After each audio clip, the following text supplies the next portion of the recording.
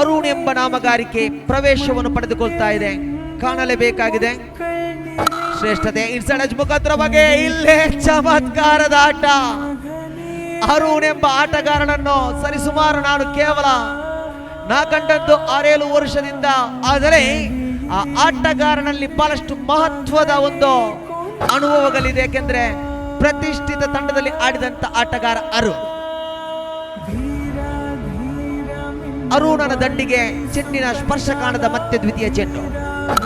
ಈ ಬಾರಿ ಸೊಗಸಾದ ಕನೆಕ್ಷನ್. ಈ ಬಾರಿ ಸೊಗಸಾದ ಕನೆಕ್ಷನ್.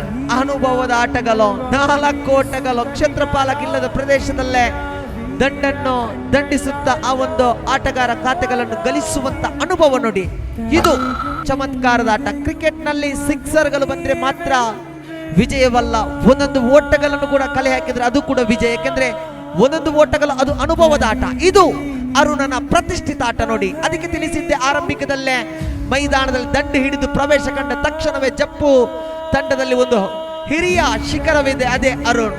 ಸಂಜಯ್ ಜೊತೆ ಆಟದೊಂದಿಗೆ ತಿರುವಿನ ದಂಡಿನ ಮುಖಾಂತರವಾಗಿ ಬ್ಯಾಕ್ ಟು ಬ್ಯಾಕ್ 2 ಬೌಂಡ್ರಿಗಳನ್ನು ಸಿಡಿಸಿದಂತ ಅರುಣ್.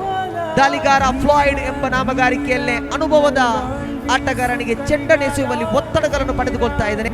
ಈ ಬಾರಿ ದಂಡಿಸಲು ಪ್ರಯತ್ನ ಕ್ಷೇತ್ರ ಪಾಲಕ ಅರುಣ್.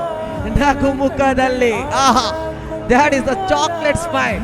ಖಂಡಿತವಾಗಿಯೂ ಯಾವುದೇ ಒಂದು ಅನುಭವವನ್ನು ಕೂಡ ತನ್ನ ವಯಸ್ಸಿನಲ್ಲಿ ತೋರಿಸದೆ 18ರ ವಯೋಮಿತಿಯ ವಯಸ್ಸಿನಂತೆ ಜಿಗಿಯುತ್ತಾ ತನ್ನ ಚೆಂಡನ್ನು ಕೈಯಲ್ಲಿ ಹಿಡಿದುಕೊಂಡಂತ ಅರುಣ್ ಬಹಳಷ್ಟು ಪ್ರಮುಖ ಶೈಲಿಯಲ್ಲಿ ಆಟದ ಪ್ರದರ್ಶನ. ದಂಡುಗಾರಿಕೆ ವಿಭಾಗದಲ್ಲಿ ಆಗಿರಲಿ, ಕ್ಷೇತ್ರ ಪಾಲನೆಯಲ್ಲಿ ಆಗಿರಲಿ, ಅದು ಚಮತ್ಕಾರ. ಒಂದೇ ಕೈಯಿನಲ್ಲಿ ಚೆಂಡನ್ನು ಸ್ವೀಕರಿಸಿಕೊಳ್ಳುತ್ತ ನಗು ಮುಖದೊಂದಿಗೆ ಅರುಣ್. ಖಂಡಿತ ಹಳೆಯ ಹುಲಿ, ಅದು ಕೂಡ ಜಿಗಿತದಲ್ಲಿ ಮುಡಿಪು ಪರಿಸರದಲ್ಲೇ. ಖಂಡಿತವಾಗಿ ಇನ್ನು ಮುಂದಕ್ಕೂ ಕೂಡ ಅಂಡರ್ ಜಗತ್ತಿನಲ್ಲಿ ಈ ಒಂದು ಹೆಸರು ಶಿರ ರೂನಿಯಾಗಿರಲಿ ಎಂಬುದನ್ನು ತಿಳಿಸಿಕೊಡ್ತಾ ಇದ್ದಾರೆ.